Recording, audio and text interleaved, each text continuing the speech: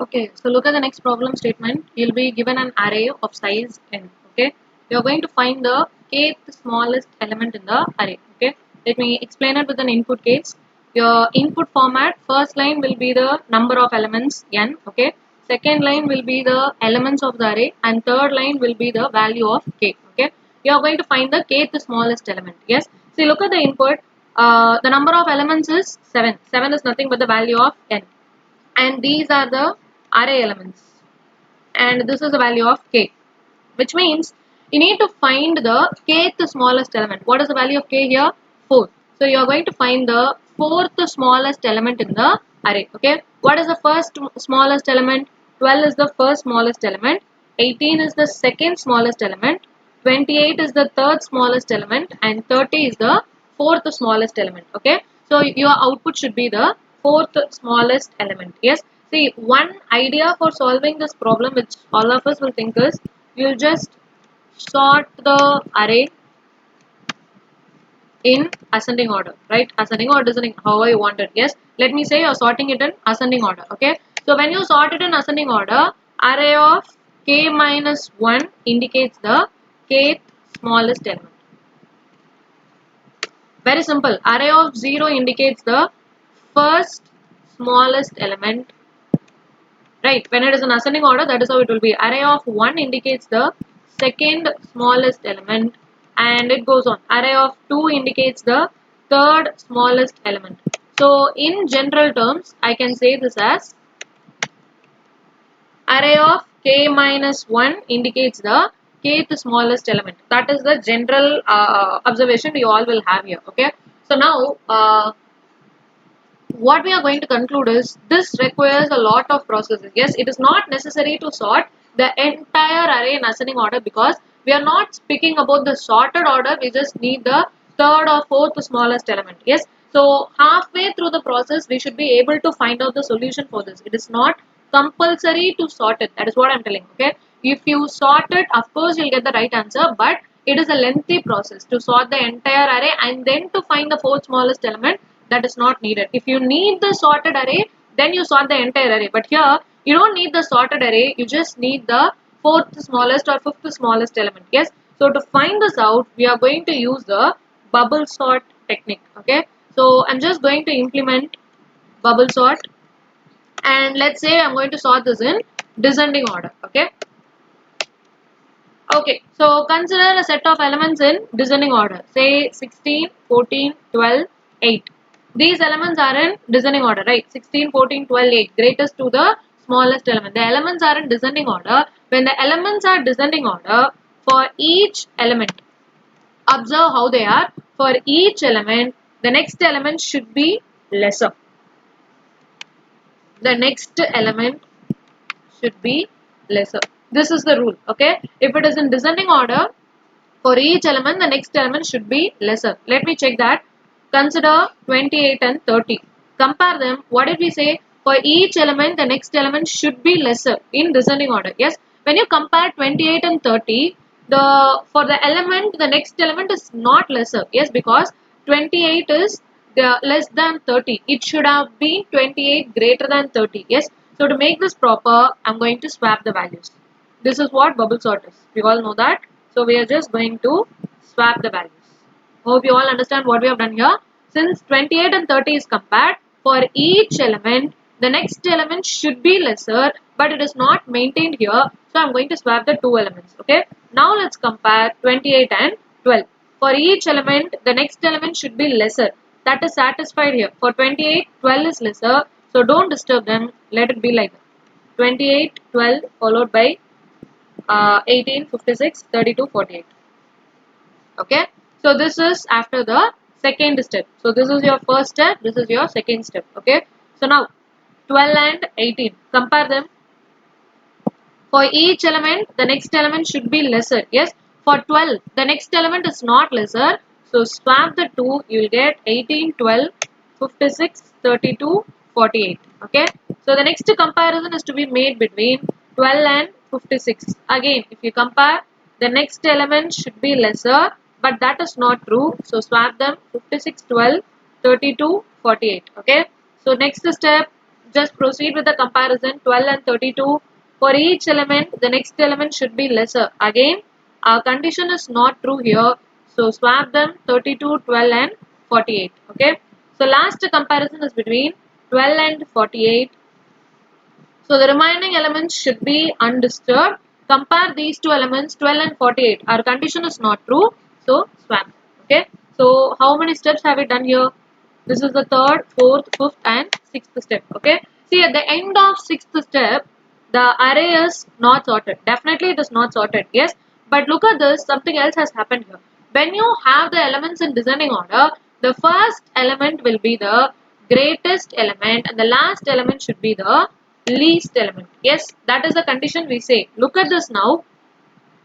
The first element is not the greatest element. Yes, so it is not completely sorted, but the last element is holding the least element, which means the last element has obtained the right value. So from now on, ignore the last index. Do you all understand what we have done here? Yes, when I complete this comparison, the last index gets the least value. So now sixth index holds the first smallest number. Okay, so at the end of this entire process is what I'm going to call as one iteration. Okay, this is together called as one iteration. Okay, the process of comparing with the next one, next one, next one, this 6 steps. I'm combining all the 6 steps together and calling this as one iteration. Okay, so at the end of first iteration, that is what is important here. Okay, at the end of first iteration, sixth index gets the first smallest number, or in other terms I can also write it as last index gets the first smallest number. Okay, so let us repeat the same process one more time. Shall we do that? Okay, I'm going to copy this set of elements, that is the output of the first iteration is taken. So the indexes will be 0, 1, 2, 3, 4, 5, 6. This will be your array. Okay.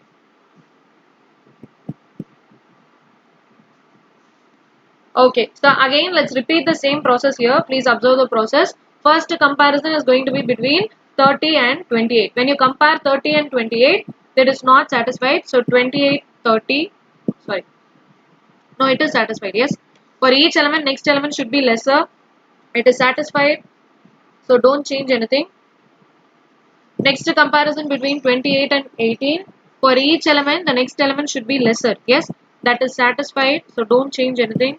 18, 56, 32, 48, 12. Okay. Next comparison is between 18 and 56. So when you compare these two elements, obviously the condition is not satisfied. So swap them. 32, 48 and 12. Okay. See, I'm not going to disturb 12. That is why it is colored in green. Okay, so don't disturb 12. Now comparison between 18 and 32. The remaining elements will be undisturbed.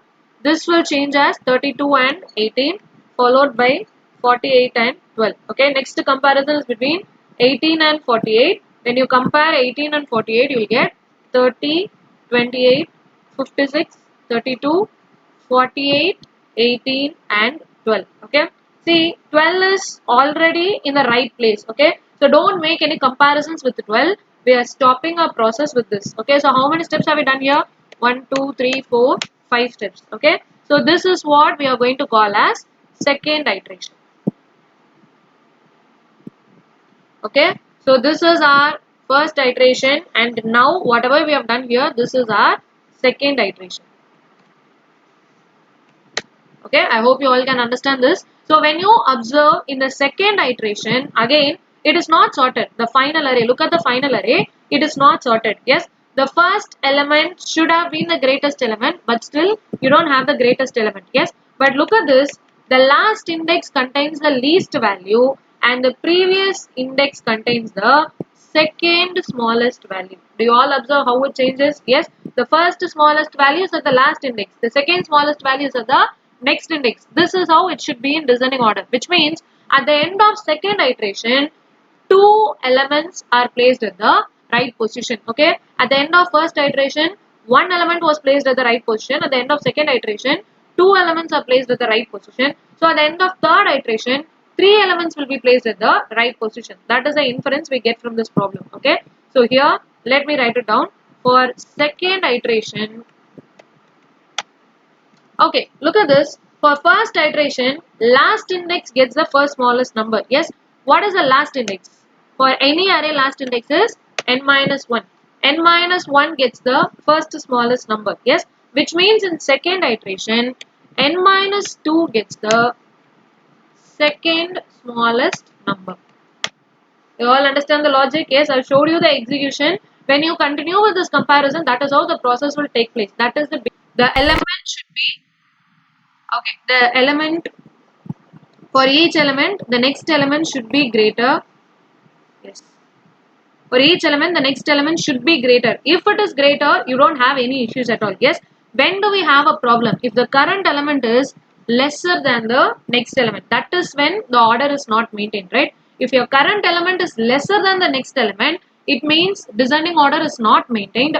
Only in this case, you are going to swap the two elements. So to swap them, use a temporary variable. Temp is equal to array of index. Array of index is array of index plus 1, and array of index plus 1 is equal to temp. Okay.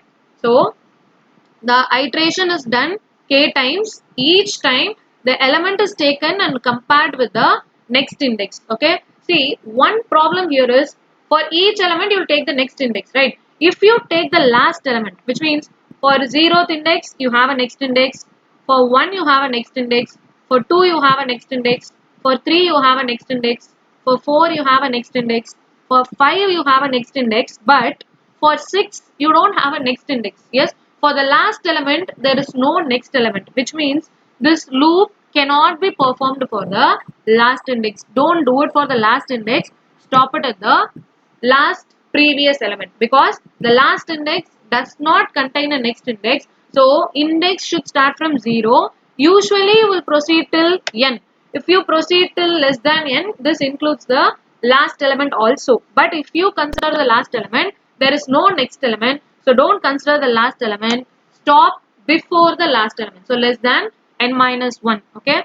So this is the basic thing to be done. But there is one more thing we did in the execution part. What was it? First time, look at it. First time you have done 6 steps. Yes, which means all the elements were compared. But in the second time, we don't do 6 steps. We do only 5 steps. Why do we do only 5 steps? Because by this time, the last element is already sorted. So you'll ignore the last element. Yes, which means for the first iteration, you need to consider from 0 to n minus 1. Yes, which means, let me write it like this. When ITR is equal to 1, index will go from 0 to less than n minus 1, which means n minus 1 is not included. Okay. For the second iteration, for ITR is equal to 2, index will start from 0 and not proceed till the last element, because last element is already sorted. So ignore the last element and go till n minus 2. Okay. If ITR is 3, index will start from 0 and proceed till less than n minus 3. So in general, you can say that index will always start from 0 and proceed till less than n minus the current iteration. Okay. So when you do it like this, you will ignore all the unnecessary comparisons. Yes. Once you know it is sorted, you don't disturb that element. Yes. It is not compulsory to include the last element all the time. If it is sorted, ignore that element and work only with the remaining elements. Okay. So that has to be implemented here. Index starts from 0 and less than n minus the current iteration. Okay. So that's it. So here the iteration is done k times. Each time 0 to less than n minus the iteration. Each element compared with the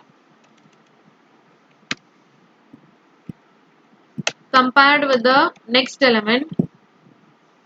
So if descending order is not maintained,